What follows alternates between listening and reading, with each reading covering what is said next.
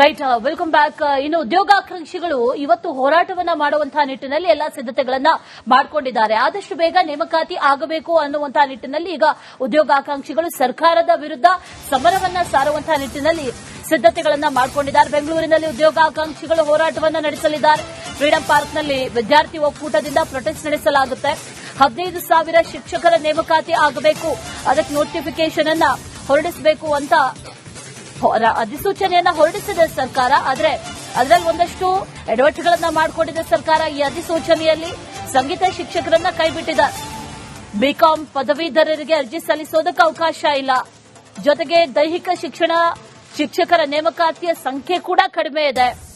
ಸಿಪಿಇಡಿ ದೈಹಿಕ ಶಿಕ್ಷಕರನ್ನ ಅದರಲ್ಲಿ ಇನ್ಕ್ಲೂಡೇ ಮಾಡಿಲ್ಲ, ಅವ್ರನ್ನ ಕೈಬಿಟ್ಟಿದ್ದಾರೆ.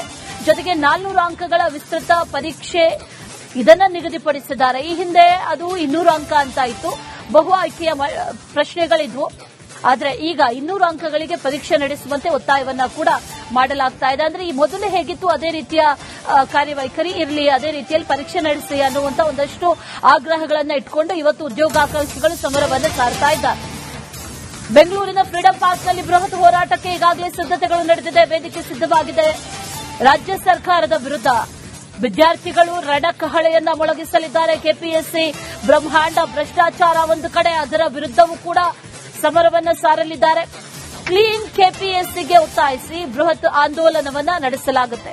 ಯುಪಿಎಸ್ಸಿ ಮಾದರಿಯಲ್ಲಿ ಕೆಪಿಎಸ್ಸಿ ಅಧ್ಯಕ್ಷ ಹಾಗೂ ಸದಸ್ಯರನ್ನ ನೇಮಕ ಮಾಡಿ ಅನ್ನುವಂತ ಒತ್ತಾಯ. ಜೊತೆಗೆ ಯಾವುದೇ ರಾಜಕೀಯ ಹಸ್ತಕ್ಷೇಪ ಇಲ್ಲದೆ ನೇಮಕಾತಿ ಆಗಬೇಕು ಅನ್ನುವಂತ ಒತ್ತಾಯವನ್ನ ಕೂಡ ಮಾಡಲಿದ್ದಾರೆ. ಇವತ್ತು ಫ್ರೀಡಂ ಪಾರ್ಕ್ನಲ್ಲಿ ಬೃಹತ್ ಹೋರಾಟವನ್ನ ಹಮ್ಮಿಕೊಳ್ಳಲಾಗಿದೆ. ಉದ್ಯೋಗಾಕಾಂಕ್ಷಿಗಳು ಒಂದು ಕಡೆಯಲ್ಲಿ ಹೋರಾಟವನ್ನ ನಡೆಸ್ತಾ ಇದ್ರೆ, ಮತ್ತೊಂದು ಕಡೆಯಲ್ಲಿ ಈಗಾಗಲೇ ಕೇಳಿ ಬಂದಿರುವಂತಹ ಕೆಪಿಎಸ್ಸಿಯ ಬ್ರಹ್ಮಾಂಡ ಭ್ರಷ್ಟಾಚಾರ, ಅದರ ವಿರುದ್ಧವೂ ಕೂಡ ಇವತ್ತು ಹೋರಾಟಗಳು ನಡೆಯಲಿದೆ.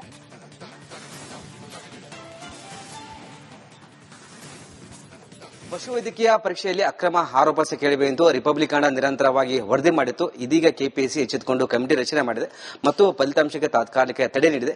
ಈ ಒಂದು ವಿಚಾರವಾಗಿ ನಮ್ಮ ಜೊತೆ ಈಗ ಕೆಪಿಎಸ್ಸಿ ಕಾರ್ಯದರ್ಶಿಯಾದ ಜ್ಯೋತಿಧರ್ ಅವರನ್ನ ಮಾತಾಡಿಸ್ತೇನೆ. ಮೇಡಮ್ ನಮಸ್ತೆ. ಈಗ ರಿಪಬ್ಲಿಕ್ ನಿರಂತರವಾಗಿ ಒಂದ್ ಕಡೆ ಸುದ್ದಿ ಬಿತ್ತರ ಮಾಡಿತ್ತು. ಈ ಒಂದು ವಿಚಾರವಾಗಿ ನಿಮ್ಮ ಗಮನಕ್ಕೂ ತಂದಿತ್ತು. ಈಗ ನೀವು ಕಮಿಟಿ ರಚನೆ ಮಾಡಿದ್ರಿ, ಮತ್ತೊಂದು ಕಡೆ ಫಲಿತಾಂಶಕ್ಕೆ ಈಗ ತಾತ್ಕಾಲಿಕವಾಗಿ ತಡೆ ತಿಂದಿರಿ. ಈ ಕಮಿಟಿ ಯಾವ ರೀತಿ ಕೆಲಸ ಮಾಡುತ್ತೆ ಮತ್ತು ಎಷ್ಟು ದಿನದ ಒಳಗೆ ವರದಿ ಕೊಡಬೇಕಾಗುತ್ತೆ ಮೇಡಮ್ ಅಂತ? ಇದು ಪರೀಕ್ಷೆ ನಡೆದಿರೋದು ಜನವರಿಯಲ್ಲಿ. ಸೊ ಅದಕ್ಕೆ ನಾವು ಮೂಲ ದಾಖಲೆಗಳ ಪರಿಶೀಲನೆ ಮಾಡುವಾಗನೂ ಅಬ್ಜೆಕ್ಷನ್ಸ್ ಕೊಟ್ಟಿರ್ತಾರೆ. ಮೂಲ ದಾಖಲೆಗಳ ಪರಿಶೀಲನೆ ಮಾಡುವಾಗನೂ ನಾವು ಡೀಟೇಲ್ ಆಗಿ ನೋಡಿರ್ತೇವೆ ದಾಖಲೆಗಳನ್ನ. ಆ ಟೈಮ್ನಲ್ಲಿ ಈ ರೀತಿಯ ದೂರುಗಳು ಬಂದಿಲ್ಲ. ಯಾವಾಗ ಎಕ್ಸಾಮ್ ಇತ್ತು ಜನವರಿಯಲ್ಲಿ, ಅದಕ್ಕಿಂತ ಹಿಂದೆ ಇವರು ಈ ತರ ಅಪ್ರೋಚ್ ಮಾಡಿದ್ದಾರೆ ಅಂತ ಹೇಳ್ತಾ ಇದ್ದಾರೆ ಏನು ದೂರುದಾರರು. ಅವಾಗಲೇ ಬಂದಿದ್ರೆ ಸ್ವಲ್ಪ ಇನ್ನೂ ಹೆಚ್ಚಿನ ಎಚ್ಚರಿಕೆಯಿಂದ ತನಿಖೆ ಮಾಡಿಸಬಹುದಾಗಿತ್ತು ಅಥವಾ ಅಲ್ಲೇ ತಡೆ ಹಿಡಿಬಹುದಾಗಿತ್ತು. ಬಟ್ ಈಗ ನಾವು ಪ್ರಾವಿಷನಲ್ ಲಿಸ್ಟ್ ಅನೌನ್ಸ್ ಮಾಡಿದ ಮೇಲೆ ನನಗೆ ನೆನಪಿರೋ ಹಾಗೆ 22/5 ಅಥವಾ 29/5 ಅವರು ನಮಗೆ ದೂರು ಕೊಟ್ಟಿದ್ದಾರೆ. ಕಾಂತ್ ಕುಮಾರ್ ಅವರು ಬಂದು ಅದನ್ನ ಆಡಿಯೋ ಹಾಕಿ ಕೊಟ್ಟಿದ್ದಾರೆ. ಸೊ ಇದು ಇತ್ತೀಚೆಗೆ ಬೆಳಕಿಗೆ ಬಂದಿದ್ದು ಅಂತಲ್ಲ, ಇದಕ್ಕೆ ಮುಂಚೆನೆ ಅವ್ರು ಕೊಟ್ಟಿದ್ಮೇಲೆ ತಕ್ಷಣವೇ ದೂರು ದಾಖಲು ಮಾಡಿದೀವಿ. ಅವರು ಅರೆಸ್ಟ್ ಮಾಡಿದ್ದಾರೆ 2 ವ್ಯಕ್ತಿಗಳನ್ನು, ಆರಿಫ್ ಮತ್ತೆ ಇನ್ನೊಬ್ಬರನ್ನು ಹೆಸರು ಅವ್ರು ನನಗೆ ನೆನಪಿಲ್ಲ, ಮಾಡಿದ್ದಾರೆ. ವಿಚಾರಣೆ ಶುರುವಾಗಿದೆ. ಆದ್ರೆ ಪ್ರಾವಿಷನಲ್ ಲಿಸ್ಟ್ ಅನ್ನು ನಾವು ಅನೌನ್ಸ್ ಮಾಡಿದೀವಿ ಮತ್ತು ಫೈನಲ್ ಲಿಸ್ಟ್ ಅನ್ನು ಕೂಡ ಆಕ್ಷೇಪಣೆಗಳು ಏನ್ ಬಂದಿತ್ತು ಅದರಲ್ಲಿ ಅಂತ ತೀವ್ರವಾದ ಆಕ್ಷೇಪಣೆಗಳು ಇರಲಿಲ್ಲ. ಮತ್ತು ಯಾವ ಆಕ್ಷೇಪಣೆಗಳಿತ್ತು ಅದನ್ನೆಲ್ಲ ನಾವು ಸರಿಯಾಗಿ ಗಮನಿಸಿ ಅದನ್ನ ಪರಿಶೀಲನೆ ಮಾಡಿದ ಮೇಲೆನೆ ಫೈನಲ್ ಲಿಸ್ಟ್ ಅನ್ನ ಬಿಡುಗಡೆ ಮಾಡಿರೋದು. ಆದ್ರೆ ಇದು ಇವರು ಸ್ಟಿಂಗ್ ಆಪರೇಷನ್ ಮಾಡಿ ಏನ್ ನಮಗೆ ಕೊಟ್ಟಿದ್ದಾರೆ ವಿಡಿಯೋ, ಅದನ್ನ ಈಗಾಗಲೇ ಪೊಲೀಸ್ ಠಾಣೆ.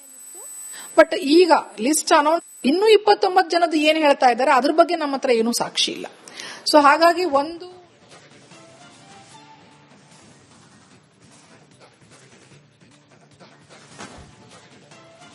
ಈ ಬಗ್ಗೆ ಮತ್ತಷ್ಟು ಮಾಹಿತಿಯನ್ನು ಕೊಡ್ತಾರೆ ನಮ್ಮ ಪ್ರತಿನಿಧಿ ವೀರೇಶ್. ದೂರವಾಣಿ ಸಂಪರ್ಕಕ್ಕೆ ಸಿಗ್ತಾ ಇದ್ದಾರೆ. ವೀರೇಶ್, ಅಷ್ಟೆಲ್ಲರೂ ಮಾತನಾಡಿಸ್ತಾ ಇದ್ರಿ ನೀವು. ಸೊ ಈಗ ಆಕಾಂಕ್ಷಿಗಳ ಡಿಮ್ಯಾಂಡ್ ಒಂದು ಕಡೆ, ಪ್ರತಿಭಟನೆಯ ಕಿಚ್ಚು ಇವತ್ತು ಯಾವ ರೀತಿ ಇರುತ್ತೆ, ಮತ್ತಷ್ಟು ಮಾಹಿತಿ ಕೊಡೋದಾದ್ರೆ?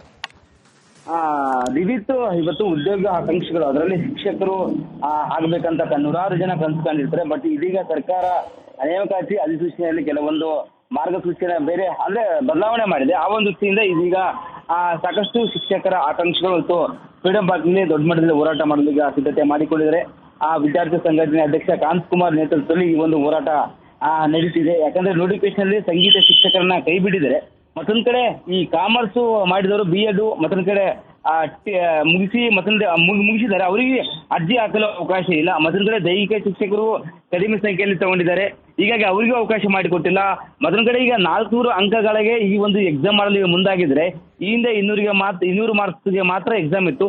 ಹೀಗಾಗಿ ಕೆಲವೊಂದು ಬದಲಾವಣೆ ಮಾಡಿದರೆ, ಹೀಗಾಗಿ ಇವೆಲ್ಲವನ್ನ ಸರಿಪಡಿಸಬೇಕೆಂಬ ಉದ್ದೇಶದಿಂದ ಇವತ್ತು ದೊಡ್ಡ ಮಟ್ಟದಲ್ಲಿ ಹೋರಾಟ ಮಾಡಲಿದ್ದಾರೆ. ಹೀಗಾಗಿ ಸಾಕಷ್ಟು ಉದ್ಯೋಗ ಆಕಾಂಕ್ಷಿಗಳು ಸಹ ಈ ಒಂದು ಹೋರಾಟದಲ್ಲಿ ಭಾಗಿಯಾಗದಿದ್ರೆ, ಮತ್ತೊಂದು ಕಡೆ KPSC ವಿಚಾರವಾಗಿ ಪಶುವೈದ್ಯಕೀಯ ಅಭ್ಯರ್ಥಿಗಳು ಸಹ ಇಲ್ಲಿ ಭಾಗಿಯಾಗದಿದ್ರೆ ಸರ್ಕಾರಕ್ಕೆ ಮತ್ತು ಶಾಲಾ ಶಿಕ್ಷಣ ಇಲಾಖೆಗೆ ಒಂದ್ ಕಡೆ ಒತ್ತಾಯ ಸಹ ಮಾಡಲಿದ್ದಾರೆ. ಹೀಗಾಗಿ ಈ ಒಂದು ಅಧಿಸೂಚನವನ್ನ ಬೇಗ ಬದಲಾವಣೆ ಮಾಡಬೇಕು, ಎಲ್ಲರಿಗೂ ಅವಕಾಶ ಮಾಡಿಕೊಡಬೇಕು. ಸದ್ಯಕ್ಕೆ 15,000 ನೇಮಕಾತಿ ಶಿಕ್ಷಕರ ನೇಮಕಾತಿಯನ್ನ ಸರ್ಕಾರ ಕರೆದೆ ಇನ್ನೂ ಜಾಸ್ತಿ ಪ್ರಮಾಣದಲ್ಲಿ ಕರಿಬೇಕು ಮತ್ತು ಆ BEd ಮತ್ತೊಂದು ಕಡೆ ಬಯೋಟೆಕ್ನಾಲಜಿ ಎಲ್ಲರಿಗೂ ಅವಕಾಶ ಮಾಡಿಕೊಡ್ಬೇಕಂತ ಒತ್ತಾಯದ ಜೊತೆಗೆ ಇವತ್ತು ಹೋರಾಟ ಮಾಡ್ತಿದ್ರೆ. ಹೀಗಾಗಿ ಈ ಒಂದು ಹೋರಾಟ ದೊಡ್ಡ ಮಟ್ಟದಲ್ಲಿ ಆಗ್ಬೋದು. ಹೀಗಾಗಿ ಎಲ್ಲ ರೀತಿಯ ಸಿದ್ಧತೆ ಫ್ರೀಡಂ ಪಾರ್ಕ್ ಅಲ್ಲಿ ಮಾಡಿಕೊಳ್ತಿದ್ರೆ ಬೆಳಿಗ್ಗೆ 11 ಗಂಟೆಯಿಂದ ಹೋರಾಟ ಆರಂಭವಾಗಲಿದೆ. ದಿವಿತ್ತು. ಓಕೆ, ಥ್ಯಾಂಕ್ ಯು ವೀರೇಶ್ ನಿಮ್ಮೆಲ್ಲ ಮಾಹಿತಿಗಾಗಿ.